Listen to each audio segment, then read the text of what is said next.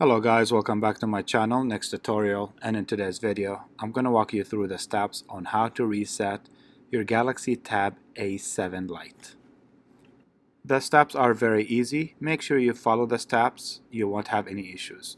Now this tablet has a passcode. I will show you how to force shut off the device and take it to factory settings and reset it.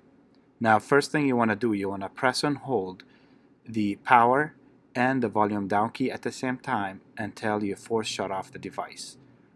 Once the device is completely turned off, you want to release the buttons and press two other buttons to take you to the recovery screen. Once it's off, press the volume up key and press the power again. Keep holding. Once you see the Samsung logo, release the power, keep holding the volume up key until it takes you to the recovery menu. Once you reach this menu right here, you want to use the volume down key to scroll down to wipe data factory reset. Once you select that option, press the power key to confirm and it takes you to another menu. Then you want to scroll down to factory data reset again, press the power key.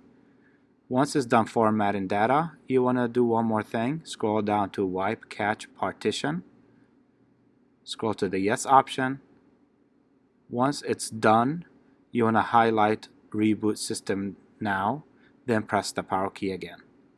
This is it guys, this is the end of my video for the day. If you found this video helpful to you, don't forget to like and subscribe to my channel. And thank you guys for your support and thank you guys for watching.